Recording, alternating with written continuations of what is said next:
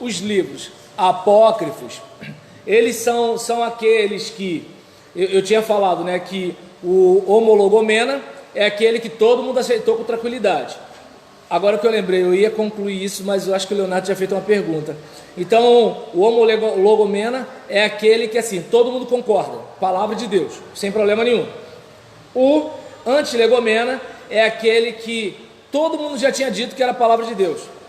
Mas aí no concílio de Jâmnia, vamos discutir de novo, porque assim, tem uns que são meio estranhos, tá meio esquisito esse negócio aqui. Mas esse aqui disse isso, disse aquilo outro. E aí você percebe que até mesmo depois da era cristã, até reformadores têm crise com livros da Bíblia, certo? Então, eu não sei se dá para perceber que assim, não é uma coisa muito fácil, né, de se digerir. Só para eu fechar, porque senão aí a gente tem o apócrifo, né, que nesse caso ele já não é visto como palavra de Deus entre os judeus. Mas na Septuaginta, posteriormente, né, na Septuaginta posteriormente, ele já incorporado ali, né, ele é anexado àquelas obras.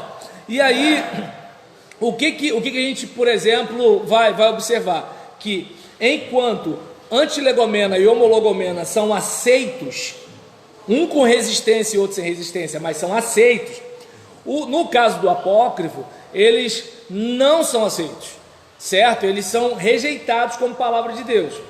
Mas, né, alguns grupos religiosos o têm como palavra de Deus. Eles não chegam a ser aprovados como antilegomena e homologomena, mas eles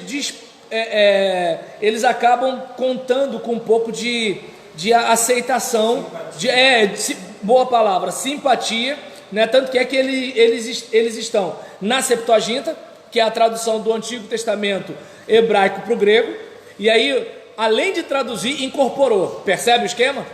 Olha como é que é o negócio. Então, tinha gente que gostava desses livros, certo?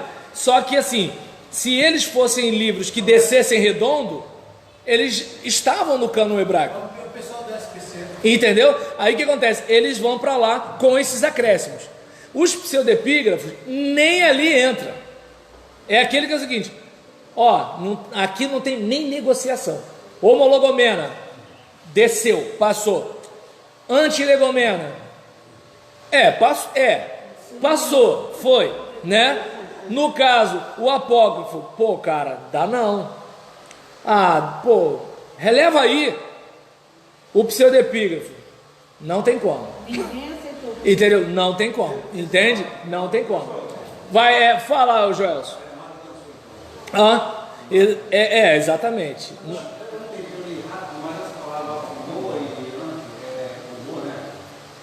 Porque o homologomena tem a ver com homologar, concordar.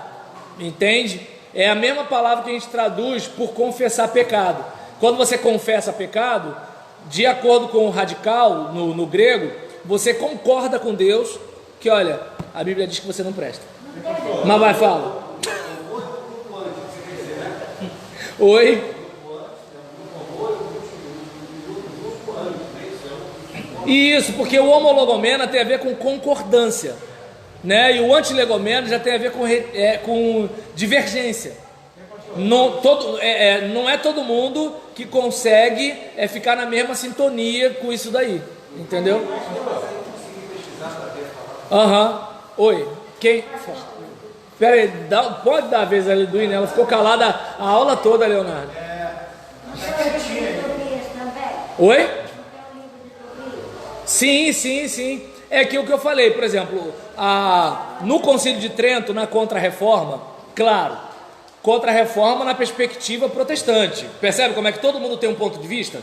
Todo jornal tem um viés? Toda briga tem uma versão, né? Lembre-se disso quando for aconselhar casal, tá? Não compra a briga de um logo não, escuta os dois lados. Aí nesse caso, por exemplo, o protestante chama de Contra-Reforma, mas o católico chama de reforma, porque para o católico o que o Lutero fez foi heresia, entendeu como é o negócio? É mais ou menos assim. E eu não estou entrando no juízo de valor. Então, no Concílio de Trento, o que a gente faz? Aquilo que era tido como apócrifo, para a gente é deuterocanônico. A gente entende que é palavra de Deus também. Entende? Posterior ao cânon hebraico. Mas se ele foi colocado ali, é porque ele tem o seu valor como palavra de Deus para a gente. No caso do protestante, o que vale é o cânon hebraico, não o grego, não a Septuaginta. Fala, Leonardo. Esse homologomena, Sim. no caso que eles são deuterocanônicos?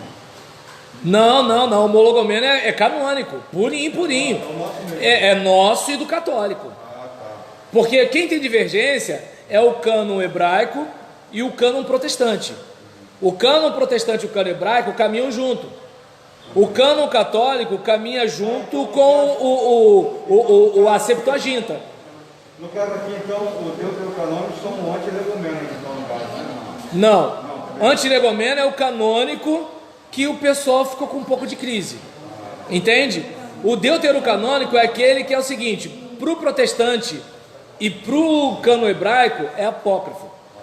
E aí o que é pseudepígrafo, né, para o protestante é apócrifo para o católico. Porque o católico não tem o apócrifo como apócrifo, mas tem o pseudepígrafo como apócrifo. E no caso, o protestante tem o deuterocanônico como apócrifo.